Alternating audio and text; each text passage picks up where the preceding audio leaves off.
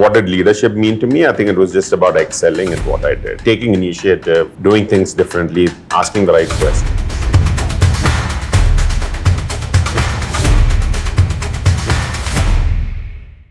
Hello and welcome to Up Close and Personal Season 2 here at InvokED Studios, where we dive deep into the heart of leadership, collective action, and education equity. I'm your host, Alron Chitteder.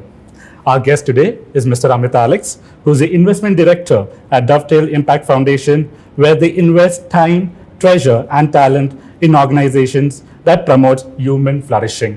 Welcome, Amit, to the show. Thank you. Thank you for having me here. How are you feeling? I'm good. Okay. Before I get to the questions on leadership and everything, you started this cloud kitchen called The Touchings. Knowing that you're a Malayali, was it intentional or how we call it touchings? Yeah. So this was during time of COVID when everybody was at home. I was on a sabbatical and it was just out of a passion for cooking that I started the cloud kitchen. And the word touchings come from it just serving only starters or appetizers. Yeah. Do you have a favorite dish of yourself? Do you like something in particular? No, not really. Yeah? Yeah. But one thing that you really enjoy cooking? I think anything non-veg, basically. As a Malayali, I guess. Yeah, fair. When we talk about leadership, of course you're an investment director, so that plays one key role. But with you, it's an added journey. You have not just, and you obviously worked at leadership roles, but you also, founded, Touchings, or let it be Pathfinder. How has the leadership journey been for you? Not just at an org level, but founding something, by yourself. Mm-hmm. How has the journey been for you? I think if I think about my leadership journey, there are multiple phases, right? When you start off, when you're new in your professional career, what did leadership mean to me? I think it was just about excelling at what I did, right? So taking initiative, doing things differently, asking the right questions. As I progressed in my career, then when I started leading projects, right, it became a different kind of focus on terms of from a leadership point of view, where, okay, now I had to plan, organize, and execute, right? And then, again, from a leadership journey, as I grew, once I started managing people, right, that's a completely different aspect of leadership. Absolutely, right? How do you delegate work, right? How do you ensure your team members are working to their potential? And then, I took on an entrepreneurial venture, which is completely different in terms of leadership. It gets very lonely because you don't really get any validation. You're questioning every decision you make, right? But it's all part of that leadership journey for me. Yeah. No, thank you for being so truthful. But if I just double click on something that you said, where who is usually, because when you're at a position where I am, I have seniors where I can depend on. When you're in a leadership position yourself, who is your supporting? Like who is your you reach out to for support? Is it your colleagues? Is it someone in personal life? Like how do you navigate that? Sure. The honest truth is, as you go higher in the leadership pyramid, right? And that's why it's a pyramid. Right. It is very lonely at the top. Okay. Right. You might end up being a CEO or a head of an organization. Everybody looks up to you, right? The way I've done it is to have what I call coaches or mentors. Okay. Right. That I can reach out to who can give me a completely neutral point of view. Like your boss will never be able to give a neutral point of view, right? Or, even if you're CEO, if you have a board of directors, they can't really give you a neutral point of view. So for me, that's what has really worked in terms of identifying people that I know have gone through similar journey, have significantly more experience than me, who become sort of, more than anything, a bouncing board, right? Right. Okay, this is what I think. What should I do? This is what I may be thinking of doing. What do you think? Any one of the coaches you're comfortable sharing with us? There are multiple. A very close friend of mine, Suraj Sudhakar, who's now on an entrepreneurial journey, is someone that I keep sharing with. How nice. Yeah. Let's talk about Dovetail for a second. Sure. In this broad spectrum where you have these different portfolios like agriculture, healthcare, all of it. How does Dovetail look at education? How, when you're looking to invest in education, what is your vision? Sure. So we're a family philanthropy that specifically focuses on scale. So any sector that we look at, scale becomes our number one criteria. Right. Along with that is focus on poverty. So again, as a philanthropic funding organization, those are for us two non-negotiables. Right. If I look at specifically education, there are specific areas that we look at. Early childhood education is a focus area, along with primary school. So those are the two big focus areas from within education sector focus.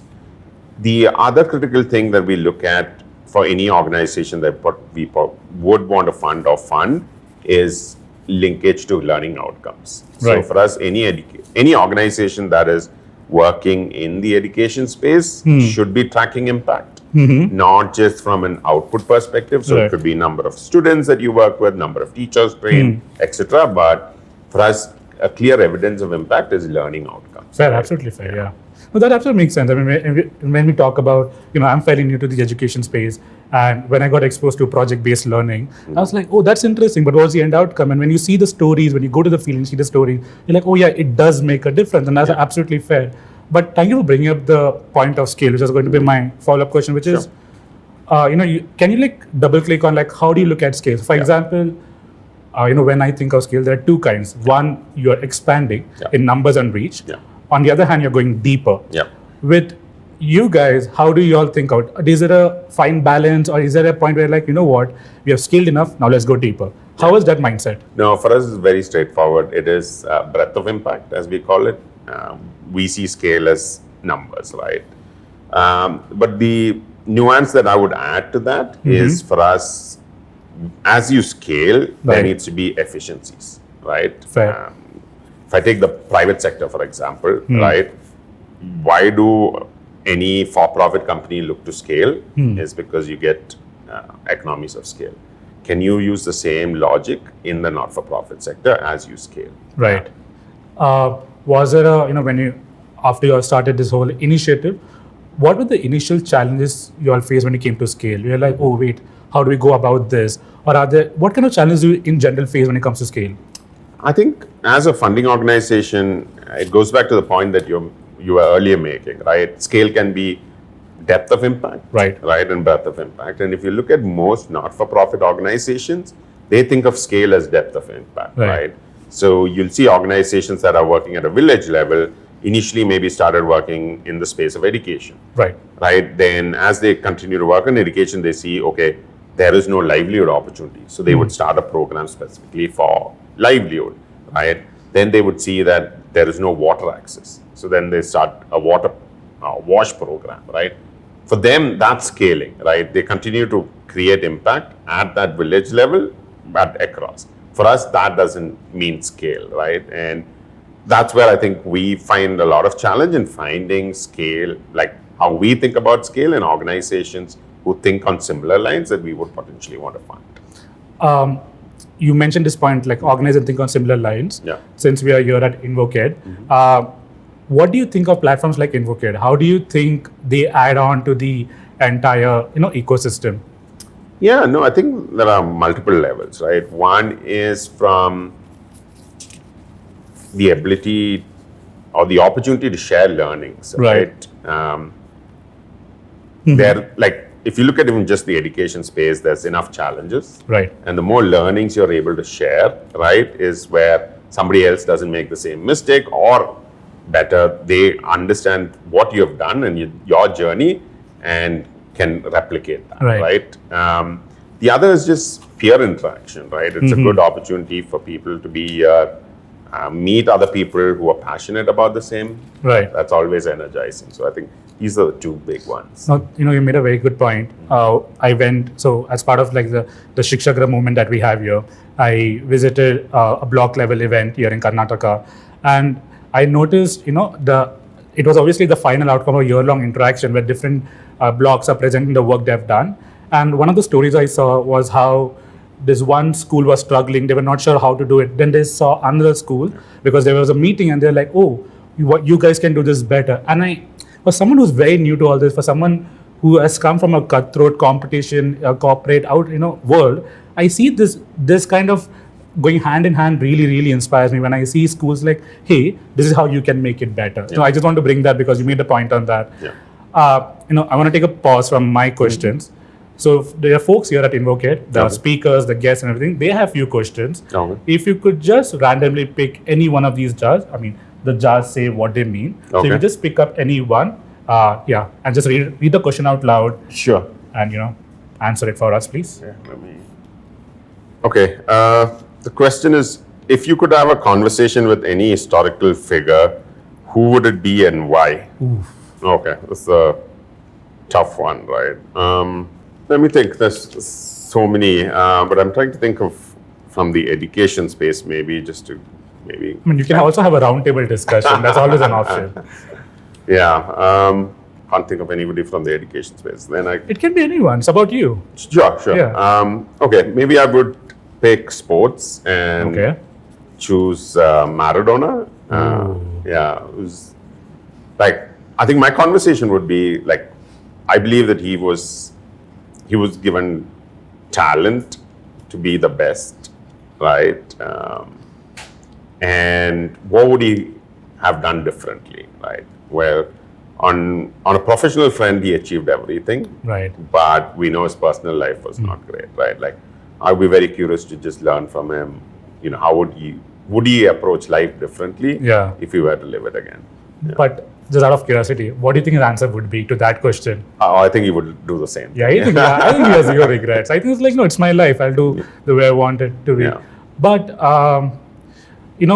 are you a football fan? Yeah. Who do you support? Arsenal. Hey, yes, see. Yeah. We had a great 7-1 game. Okay. Yeah. But, just to, we go back now that we are starting a new financial year.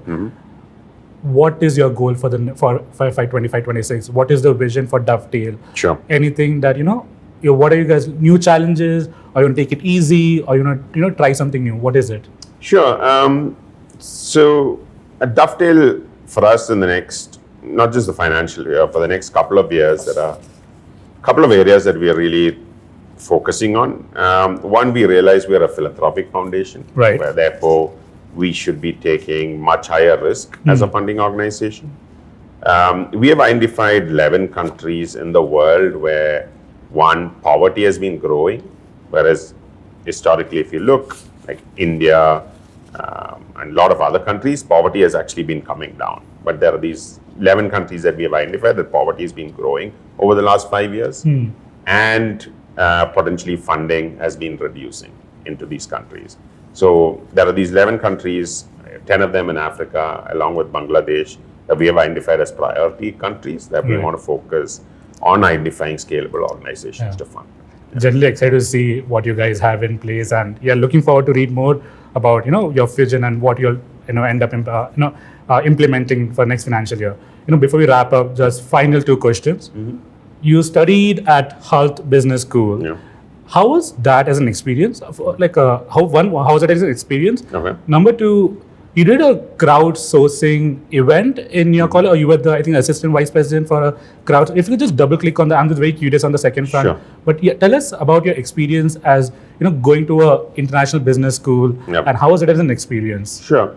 I think the MBA program, I would say, had 3 outcomes for me. One, it gave me an opportunity to self-reflect. Right.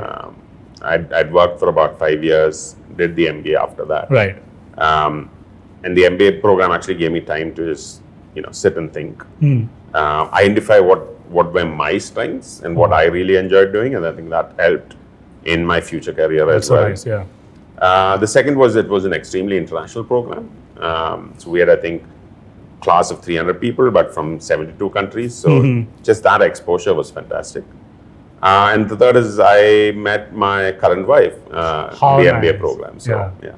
That's so sweet. Like, I like how you covered all fronts of it. But you made a very good point about that. That's something I've seen with my colleagues here as well, where one of them, they took a break from the program. They went to Kennedy Business School.